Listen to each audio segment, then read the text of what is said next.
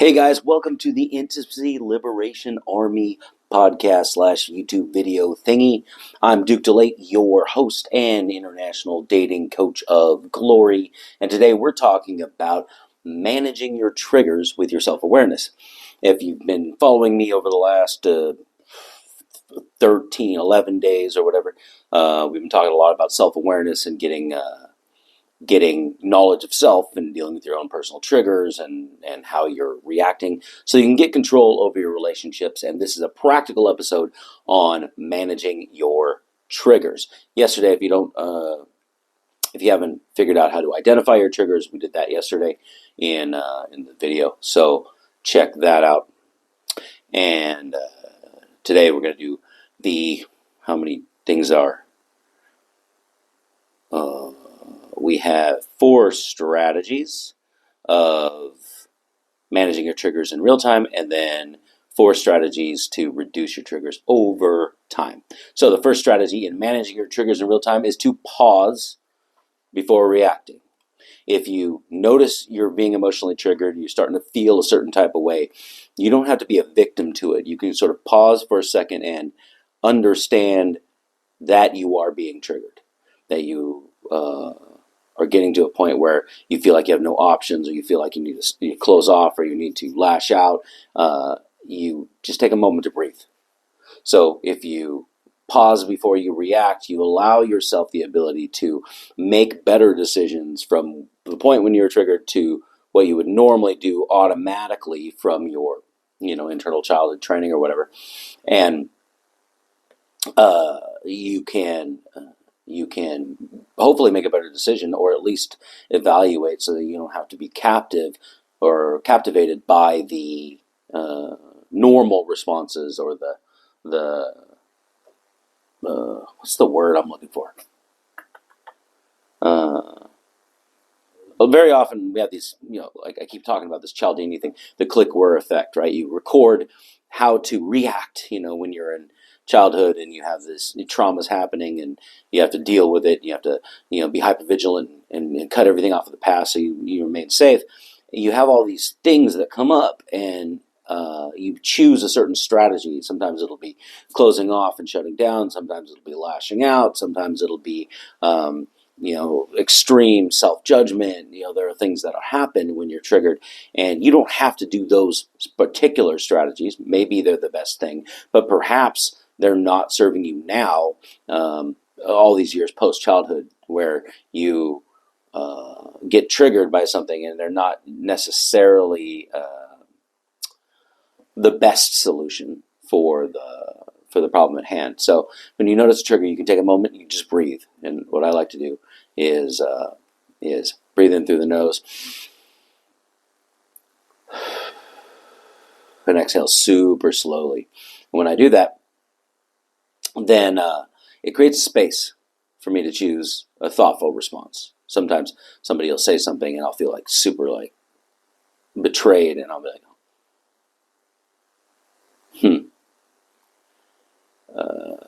I kind of felt like you weren't considering anything that I could have been feeling in that moment, and I feel really put off. I feel really betrayed by that. Is that what you meant? And so I'll be able to come up with something different than initially shutting off or attacking, which is what I would normally do before I did all this weird self-development work.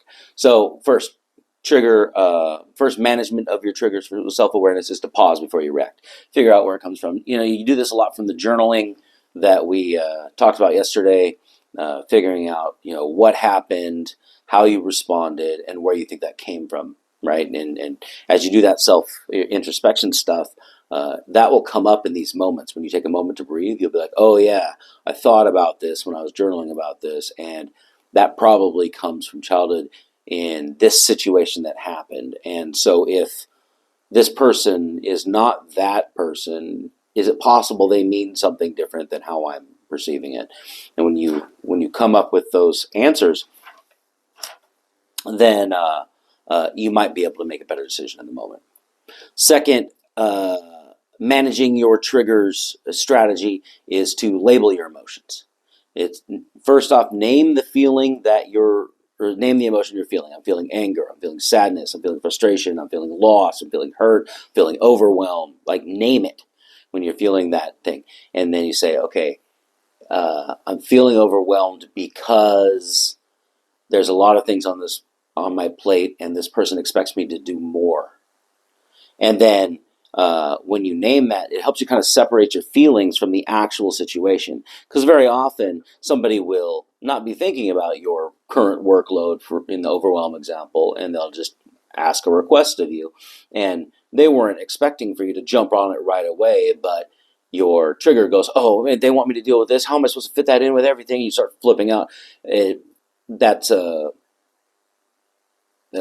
improper emotional response for the situation at hand. It's a little bit too extreme, and if they didn't mean it in a way that was pushing your boundaries of what you had on your plate, and they were just asking, and they didn't really care when you got to it, but you responded as if they were making a big, great demand of you, then there's a space for you to kind of like say, yeah, I don't have time for that today, but I'll be happy to get to it tomorrow or the next day. And it would help me if you'd be a lot more specific on what you want, so that I can serve it the best and make the most use of my time.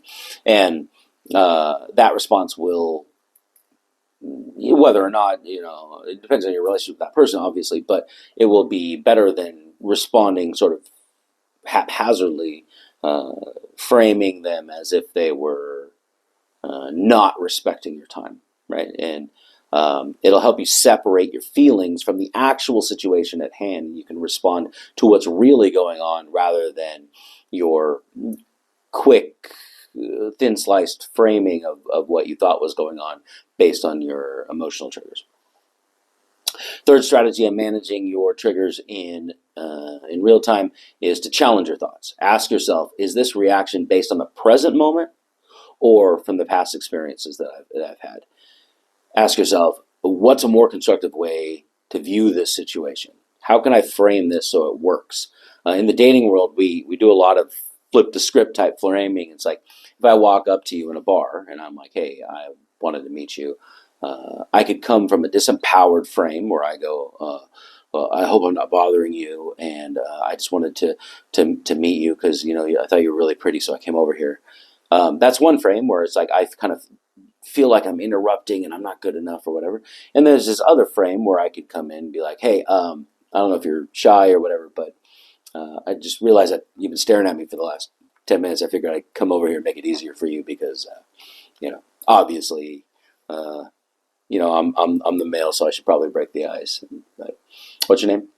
Right? And that little cheeky frame is a lot more effective when it comes to conveying confidence and to providing ease and humanity to the situation than putting her in a position where she has to be like, oh, this guy's nervous. I gotta handle his emotions and mine at the time, and it's more effective generally, as long as you're not too much of a fucking asshole about it. And you can also do that in the way that you view people in your experiences when you get triggered. And if you ask yourself the question, like, is this reaction based on the present moment, what's going on right now, or is it from my previous experiences? And what's a more constructive way to view the situation? Because reality is basically just what gets through your filters to your brain. Very often the communication problems and the conflicts that we have are because people misunderstand the way that we're communicating to them, and they frame it in a way that isn't what we meant to convey, and we misunderstand what they meant to convey into our frames, and we bang it up against our past experiences and try to make thin sliced decisions on what we perceive, and sometimes our perception is just way off, and that's how we come to a lot of misunderstanding and conflict. It's very rare that people are actually trying to hurt my feelings for no reason. Like they're either protecting themselves or they prioritize something over what I believe to be prioritized, and sometimes they're just not thinking with the both of us in the same frame, and they're just thinking about themselves, right? And if you can just kind of call attention to that in your own mind, you're like, oh, okay, well, they didn't mean to go stab me right through the head with that shit. They were just trying to get a problem accomplished, and they weren't focused on how I was involved, and that's okay, right? Like, we'll just we'll just respond appropriate to the intensity of the interaction and mitigate whatever I was projecting into the situation, right? So the first one was pause before you react. Second, label your emotions, give them a name, and kind of separate your feelings from the situation. And the third one was to challenge your thoughts and try to find a better, a more constructive way to view the situation so that you come from a different place. And then the fourth one is to practice self-compassion, like don't beat yourself up all the time. Uh, Triggers are part of being human. Like, we learn them. We learn valid emotional responses to protect ourselves when we're dealing with trauma as we grow up, and those are pretty valid responses. They worked for a long time. That's why we keep them in our system. The problem is that sometimes we apply improper tools for the new things that show up in our life, and those tools are not adequate to grow and foster new relationships. But be compassionate to yourself and remind yourself that growth takes effort. Like stretching out of your comfort zone and pushing your ego out of the way so that you can experience new experiences is scary, and it takes a lot of work. Um, in my opinion, that work is justified and it's worth it. But very often, your ego will be trying to protect yourself, and it's going to keep you out of situations that are unfamiliar, that it doesn't quite understand. And you can have some compassion about that. Just because you're triggered and you feel like you're reacting in a certain emotional way, you don't have to beat yourself up for it. You can be like, oh, that happened. I can continue to work on this, and over time, I can get much better at it and master my own emotions. Which leads us to strategies that reduce triggers over time. So I was just talking about immediate strategies. When you get triggered, what do you do? You pause before you react. You label your emotion. You say, I feel frustrated because I'm feeling ignored or whatever, and then separate your feelings from the situation. And then the third thing is you challenge your thoughts. Okay, what's a better way to view this situation? And fourth is to remind yourself that you're not perfect. You're human, and triggers are part of the process. Your ineffective ways of responding have been part of the process, and they're changeable, and you have some agency over that. But now we go into overtime. Yesterday we did a whole bunch of stuff on just kind of recognizing your emotional triggers with introspective exercises. This one is kind of along the same line. You have mindfulness practices that are based on your awareness of your thoughts and your emotions. And like I was saying 3 or 4 days ago in my 10 steps to self-awareness, you can just sit for a minute and a half and be like, okay, here's some thoughts. Let them pass by. Acknowledge them, but don't attach to them, and just kind of let them pass by. And then focus on your breathing in order to bring yourself into the present moment and let them go by. And you don't have to meditate for like the half an hour or some shit and make a big practice out of it. You can just stop for a minute and a half in a day and just like, I'm feeling this, I'm feeling this, I'm feeling this, and that goes over there. I don't really have to follow down that rabbit hole. I'll just let it go by, right? And you can just become back focused on breathing, and it helps you disconnect from the emotions that you're experiencing and your identification with them, and your attachment to them, and following them down all the weird traumatic rabbit holes that your mind has set up with them. So doing the mindfulness practice there. Second strategy for long term is to set healthy boundaries with people. And if you don't know what a healthy boundary is, set arbitrary boundaries with people. And just say, like, look, I'm constantly triggered by this thing when this happens. So I'm just going to avoid that thing. And the easiest boundaries to set is to tell people, like, when this happens, I'm just not going to deal with it. I'm not going to be here to deal with that. If somebody speaks to you in a way that sets you off, like super judgmental, super guilty, like my mother used to just guilt trip the fuck out of me, trying to manipulate me and do shit. And so whenever somebody gets really critical, I get kind of triggered, like, are you guilt tripping me? And I had trained myself over the years to kind of lash out at that and be like, don't fucking tell me what to do. Right? Like, I would just, I get real serious. And then it was just an emotional response that was way bigger than the trigger for it. So, I'd start communicating my boundaries and say, look, when you get super critical like that, I feel like super defensive because I grew up like getting guilt tripped and religious trauma and all this stuff going on. And so I feel like this when you do that, and um, I'm just gonna let you know when that happens because I don't quite know how to deal with it yet. And if you continue to do that, I'm just not gonna be here anymore. I'm gonna leave, but I'll be back. But I got to collect my thoughts in that space because I can't think straight when I feel like I have to be defensive in that way. And sometimes they'll be like, "That's dumb. That's not what I meant anyway." And then I'm like, see I'm still feeling defensive, and I don't want to feel that way around you, and I don't want to make you an enemy. So I'm gonna go. I'll be back in half an hour, and that's how I started setting boundaries with people, and they thought I was a fucking weirdo, but I kept my peace, and as I continued to move on, because that's how I started setting my boundaries, I started to be able to be more assertive and set boundaries in a way that um, were helpful for both of us. But I couldn't do that in the moment when I was feeling like I had to fucking lash out at you or make you an enemy or stop the conflict. Right, right away, I would just say, you know what, I'm just not gonna be here when that happens. I didn't disappear every single time, right? But I would say, like, this is what's going to happen if you continue to talk to me like this, and then I would go, and then they'd be like, that's really fucking immature, and you're insecure, and da da da, and they'd all blame me, and I'm like, see, that particular way of communication is exactly what makes me unable to have an adult conversation and problem solve with you. I need you to stop doing this, otherwise I can't be around to do that. And after a while, then I just stopped being triggered by that kind of stuff because they'd be like critical, and I'd be, is that me? Is that real? Or is that something from my past? Huh. No, they just want a particular thing to happen, so then I would approach the problem at hand instead.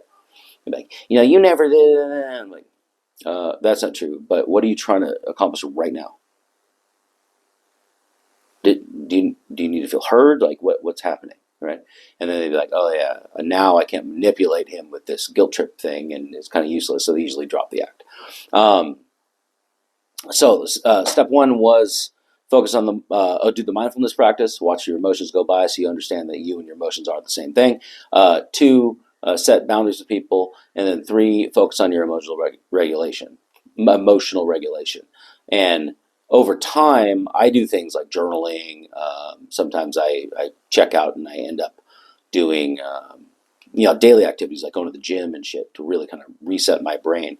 I pull a balance of all of my priorities. I do planning every day in my journal and make sure that I hit all of the major parts of my life so that I don't feel like I'm falling behind anywhere. And that gives me a lot of that resilience, so I don't really have to go down too far in a path that somebody wants to lead me down because they got their own agenda.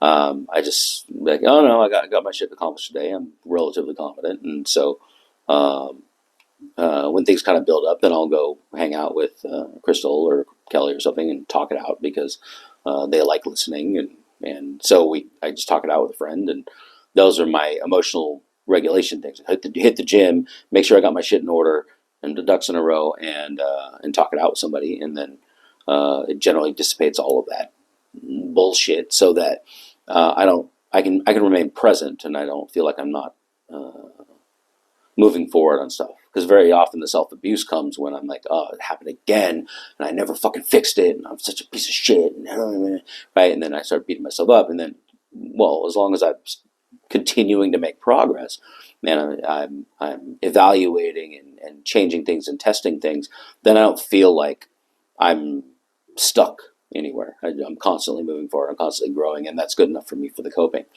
And then also make sure you relax. You pull the cortisol down, pull the stress down. So have something in your life like a meditation practice or a yoga practice or your gym practice or your mindfulness practice, something, gratitude practice, something that kind of pulls you out and lets you relax through the day, stretching, shit like that.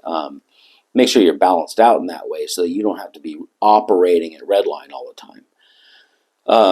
And then the last thing is, if you can't deal with some of the shit on your own, that's okay. That's why professionals exist. Seek professional support.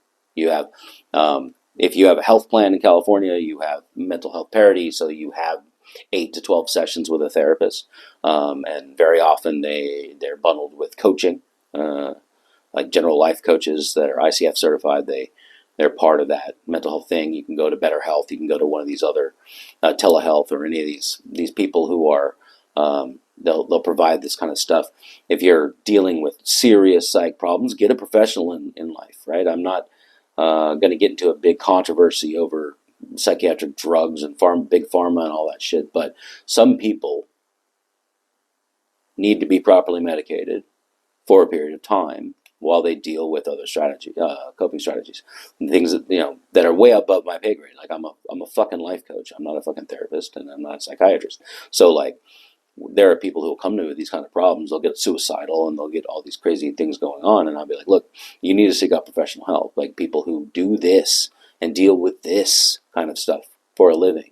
I help you date, right? And so I'm not your therapist, and I'm not your psychiatrist, right? Like you might need to get straightened out in a form of support that I can't provide you, right? I'm a hypnotherapist. I'm a relationship therapist. I'm a hypnotherapist. I'm a certified hypnotist. I'm a relational life coach. I'm a NLP coach, right? These are my skills. I'm not going to pull you out and prescribe you drugs and give you CBT interventions and stuff like that. That's not what I do. So like you need to find somebody who does those things, because they're going to attack things at that level, and I'm going to help you attack things at this level, right? I'm more on the thriving side than the surviving side. So if you're locked in for survival, I'm going to send you somebody who's a professional at that, and we want to keep you alive and around so that you can see the good parts and the generative things that you can do with the world. So so that was my understanding your triggers, managing your triggers with self-awareness episode. First, pause in the moment. Pause before interacting, label your emotions, challenge your thoughts, and practice a little bit of self-compassion. And then over long-term mindfulness practices, setting boundaries with people on a regular basis, focus on your emotional regulation, and if you need to, seek out professional support. This episode and the one yesterday about understanding your triggers, you kind of put them together and you have a kind of a strategy and a plan so that you can understand and be more self-aware of your own emotional triggers, and then how to deal with them in real time. Tomorrow we're going to talk about